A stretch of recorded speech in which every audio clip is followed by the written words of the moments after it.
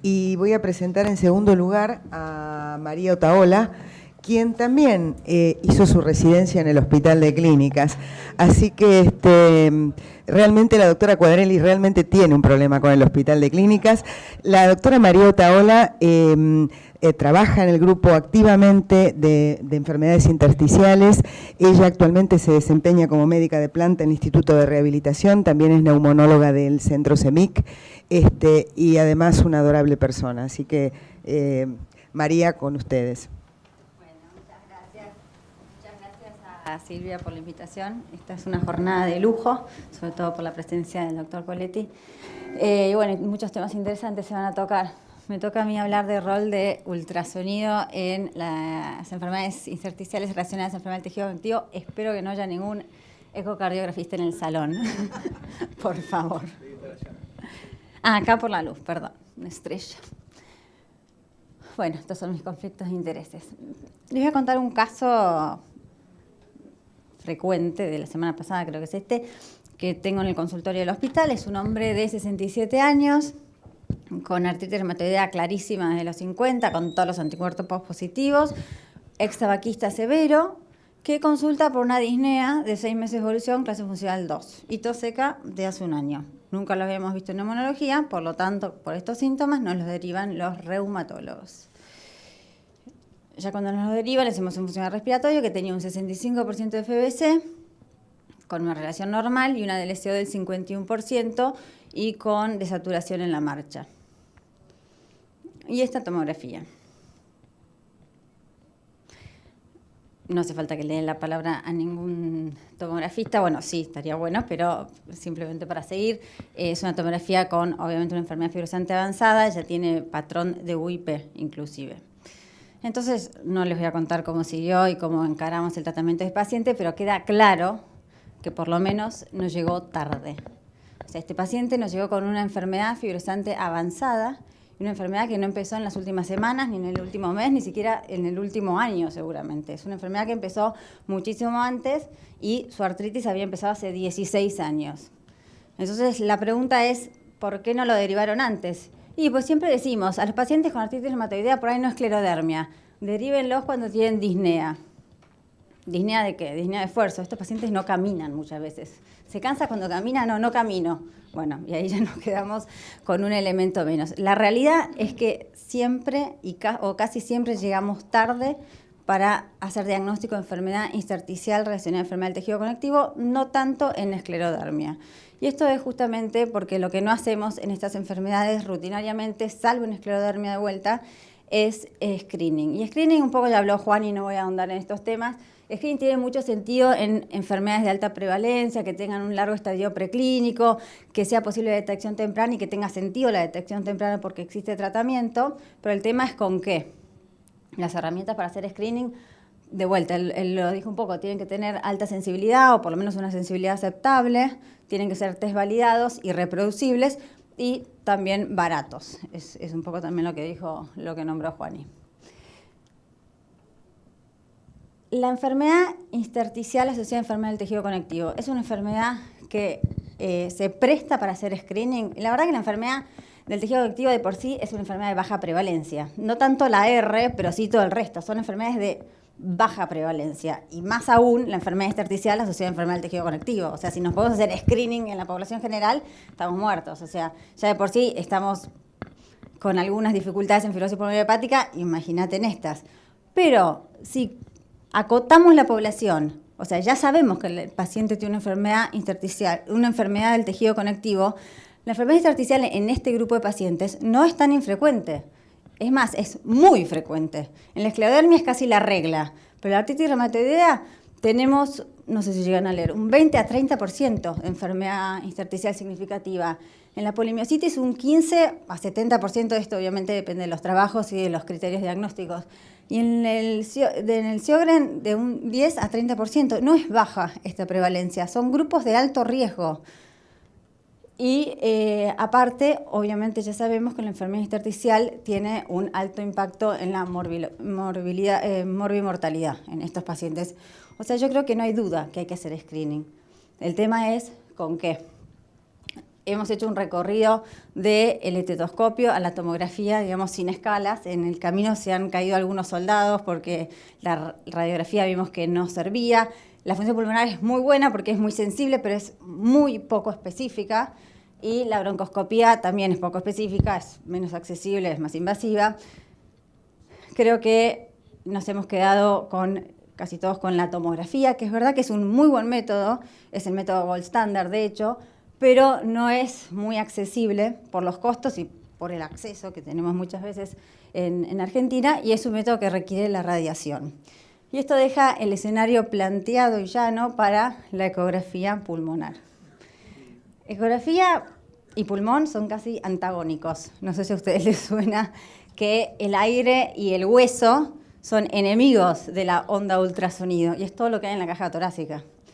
Pero es verdad que el aire es un mal transmisor de la onda ultrasonido, pero sí genera algunos artefactos que nos permite y nos va a permitir hacer algunas disquisiciones y hacer algunas interpretaciones. Todas las señales que nosotros vemos en la tomografía vienen de la pleura. Y esto para hablar de algunos temas técnicos que no tienen por qué saber, pero en el caso que les interese, tiene algunas estandarizaciones la ecografía pulmonar.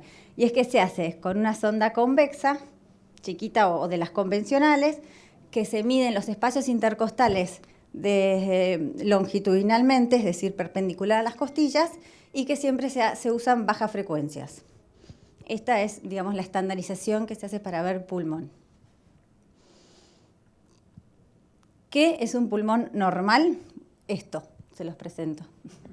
Es una pleura que se ve bien neta y finita. Estas dos líneas hipoecoicas, que son las costillas, no es otra cosa que las dos costillas que rodean el espacio intercostal, y esta imagen que se ve que se llaman líneas A. Las líneas A no son otra cosa que el reflejo de la línea pleural que se refleja en el aire como artefacto. Esto es lo que le decía. No es otra cosa que una imagen en espejo de la línea pleural, como el hermoso Narciso del siglo XV, que cuando algo altera este aire pulmonar, esta imagen en espejo se pierde y no se ve más. Ya con no ver las líneas A, que la ven hasta los broncoscopistas, muy fácil de ver, ya algo está pasando. Digamos, este es el concepto básico. Líneas A es pulmón normal. Son líneas paralelas a la pleura. ¿Qué es tener enfermedad intersticial? Que es justamente lo que queremos buscar y de lo que vamos a hablar. Bueno, es básicamente no tener líneas A, eso ya es un elemento. Es tener una pleura irregular y tener lo que se llama líneas B, que en realidad también son otro artefacto. Es cuando hay engrosamiento de los septos subpleurales. Ese engrosamiento pleural se dibuja como si fuera una línea hiperecoica que va desde la pleura hasta el final de la imagen. Y se ve, no sé si llegan a ver, los del otro lado, líneas perpendiculares bien hiperecoicas. ¿Y cómo se cuantifican? En cada espacio intercostal uno puede tener de 0 a 10. Eso es lo que va a cuantificar como máximo. Uno las puede identificar y contar. Una hay acá, y eso está fácil de ver. Acá hay 4 o 3, en realidad ahí parece haber 2, bien finitas. Y después uno en realidad cuando ve todo o casi todo, muchas veces lo habla en porcentajes y después lo traduce a números. Mira, está el 100% ocupado o está el 50% ocupado. Bueno, si está el 50% ocupado son 5 líneas. Si está el 100% son 10 líneas. Pero en realidad los cuantifica así. Y después va sumando la cantidad de líneas que vio en cada uno de los espacios intercostales. ¿Cuántos espacios medimos? Es la otra pregunta. Los primeros trabajos miden 50 espacios, una eternidad de espacios, y la verdad que bastante difícil, bueno, no difícil, pero bastante poco práctico de realizar. Acá está lo que se mide del lado derecho, del lado izquierdo, anterior, no se hace obviamente del lado del corazón, y todos los espacios que se miden posteriores, y se le dice que es positiva cuando tiene más de 10 líneas B en total. La verdad, por eso, resulta bastante poco práctico esto. Y el consenso en realidad pide 8. El consenso dice 8 espacios y solo anteriores. A mí que midan solo anteriores me hace bastante ruido, porque sabemos que la enfermedad intersticial, no tanto por ahí de enfermedad del tejido conectivo, pero sí, y sobre todo las otras, tienen más compromiso posterior. Entonces, la verdad que lo que se está tendiendo más es hacer algo intermedio, que es usar 14 sitios, que este trabajo lo validó Gutiérrez, que comparó los 50 sitios originales con 14 sitios, que son 8 adelante y 6 atrás. Para estos 14 sitios tener una ecografía positiva es tener 5 líneas intercostales, y la verdad que esto dio una altísima correlación con el método más estandarizado. Y aparte, obviamente, hay una diferencia de tiempo. En este trabajo tuvieron 23 minutos en la metodología estándar contra 4 minutos y medio en hacer los 14 sitios. Y la verdad que uno, pesquisa casi todas las áreas pulmonares importantes. Entonces, de vuelta, vamos a ver, la teoría tiene algo de sentido. Vamos a ver si este test diagnóstico tiene evidencia para hacer un buen test de screening, es decir, de vuelta, que tenga alta sensibilidad y especificidad adecuada, que tenga una buena correlación con el gold standard, que es la tomografía de pulmón, que tenga buena reproducibilidad interobservador, porque siempre la ecografía escuchamos lo mismo, es muy observador dependiente, y es verdad, a ver qué tan fácil es que sea reproducible, y que sea aplicable y que se haya estudiado en este grupo de riesgo que nos interesa, que son las enfermedades intersticiales asociadas a enfermedades del tejido conectivo. Este metaanálisis creo que resume y actualiza todos los últimos trabajos y los más importantes con respecto a este grupo de pacientes, que incluye 8 estudios de 350 pacientes casi en estos 8 estudios. De estos 8 estudios son 6 en esclerodermia y 2 en artritis reumatoidea. ¿Ves acá? Artritis reumatoidea y esclerodermia el resto. Este incluyó todos, pero la gran mayoría, el 80%, eran esclerodérmicas. 6 estudios estudiaron la performance diagnóstica, es decir, pudieron sacar sensibilidad y especificidad. Esto obviamente de vuelta comparándolo con tomografía, y 4 estudios, o sea, algunos hicieron las dos cosas, lo que vieron es correlación, índice de correlación. ¿Qué pasó entonces con los 6 estudios que vieron sensibilidad y especificidad? Y la verdad que les fue bastante bien. La sensibilidad fue de un 81, en realidad 74, pero este estudio, ahora voy a decir mis observaciones, de 81 a 100%, y una especificidad obviamente que algo menor, que no es algo que nos preocupe demasiado para hacer screening, pero bueno, obviamente es un factor más. Si fuera nula, digamos, no sirve. Pero la verdad que bastante adecuada también. Este estudio que le dio baja la sensibilidad, no soy especialista, digamos, no soy ecografista ni nada, pero lo que no usó fue los estándares, digamos, recomendados. Usó sondas de alta frecuencia, y la verdad que las de alta frecuencia sirven más para ver partes blandas. Probablemente hayan tenido menor sensibilidad por el tema de la metodología utilizada, pero bueno, no lo puedo decir. Pero en resumen, los estudios de esclerodermia la verdad que han dado una sensibilidad de alrededor del 90% y una especificidad alrededor del 80%. Cuando uno ve los estudios específicamente de artritis reumatoidea, que es donde nuestro grupo está trabajando, estamos haciendo también un estudio con pacientes con artritis reumatoidea, 97% y una especificidad del 84%, y globalmente tiene, la verdad, es un buen test diagnóstico, tiene una buena área bajo la curva con una sensibilidad del 91% y una especificidad del 81%. La verdad que parece un método bastante adecuado. Y los 4 estudios que evaluaron correlación, que de vuelta, cuando evalúan correlación es número, score ecográfico, de lo que les haya dado, no es que dividían en positivo o negativo. Lo que dije antes de más de 5 o más de 10 se hacían 50 era para poner positivo o negativo, y comparaban con positivo o negativo de la tomografía. Esto es score. Y lo que ellos calculaban era el score ecográfico, le ponían punto a cada uno de los espacios intercostales, contra el score tomográfico de Warwick. Pobre Adrián Gasser, lo volví loco buscando esto, porque es un método que se usa para esclerodermia. Se escribió en el 91 y lo usan todos los trabajos. Es un score tomográfico para esclerodermia, pero bueno, es lo que usan todos. Estandarizan también por sectores y por patrones. Y también encontraron un buen coeficiente de correlación, de 0,78.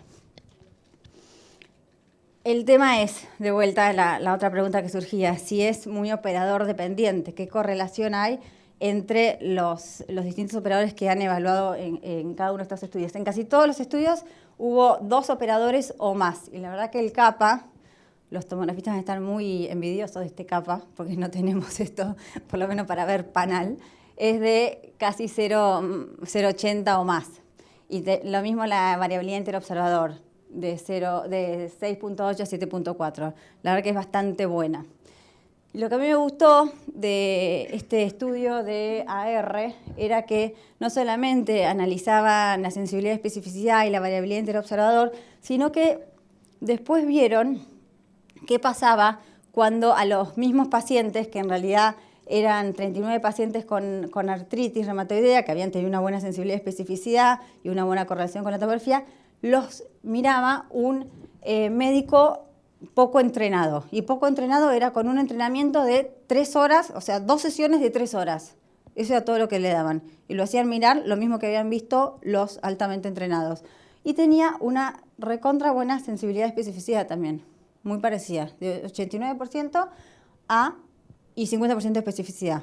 O sea, con eso es suficiente para hacer, bueno, no se lo tomen tan literal, pero es suficiente para hacer diagnóstico, digamos, poder hacer el estudio. Y para que comprueben esto, yo les voy a pasar una hermosa imagen tomográfica. Esto no sé si... ¿Videito? No. ¿No? Bueno, no importa, porque bastante bien salió la imagen. Me van a decir... mira qué hermoso. Bueno, ese es el videito. Se ve un poquito... El pulmón tiene un sliding, se llama. Esta ecografía, no les pido que me la describan. ¿A qué tomografía corresponde? Espero que sepan ver tomografía, porque si no estamos en el horno. O sea, sepan o no sepan ver la ecografía, estamos en la misma. Muy bien, bueno, ni me dieron opción. Perfecto, es una ecografía normal que corresponde a una tomografía normal, obviamente. Listo, ya está, pueden hacer ecografía. 3 minutos, María. Ya estoy. A ver el videito, acá sí lo van a necesitar por ahí un poco más. Esta ecografía, y voy a describirles mínimamente. La pleura no parece tan regular, ¿no? Líneas A yo no veo. Y líneas B, videito de vuelta puede ser. Sí. 3 o 4. Entonces, levante la mano a quién le parece que corresponde a la tomografía A. Levante la mano a quién le parece que corresponde a la tomografía B. ¿Y a la C? Bueno, en realidad, en este paciente en particular, porque es un paciente real, correspondía a la C. La B depende, digamos, parece tener más compromiso intersticial, pero tenía algunas líneas reticulares y correspondía específicamente a esta tomografía. Y por último, esta ecografía, play, los voy a ayudar un poquito. De vuelta. Sí, a ver, porque nos pasa esto a veces de tener que elegir el espacio. Si elegimos este, tiene casi la no pleura, porque no se puede distinguir en ninguna línea. Está muy irregular. Y esto está todo blanco. No sé si lo ven. No vemos ni una línea A y está todo blanco. Bueno, ¿corresponde a la A? B. Perfecto. Listo, ya está. Me puedo ir. Bueno, entonces, ¿ven que es poco lo que se tienen que entrenar para saber hacer esto? Como conclusión, entonces, la ecografía pulmonar tiene una altísima sensibilidad para detectar enfermedad intersticial. Es un método accesible, fácil de hacer y barato. La idea es hacer esto y hacerlo en el consultorio, hacerlo bedside, lo que se llama. Tiene una curva corta de aprendizaje, tiene una buena correlación interobservador y su implementación creo que permitiría hacer screening a grupos de alto riesgo más allá de la esclerodermia. Hasta la esclerodermia nosotros justificamos una tomografía, pero yo creo que en los otros grupos de pacientes donde la prevalencia es algo menor, la tomografía parece un exceso y creo que para todo ese grupo de pacientes entraría la ecografía como una muy buena herramienta de screening. Y termino.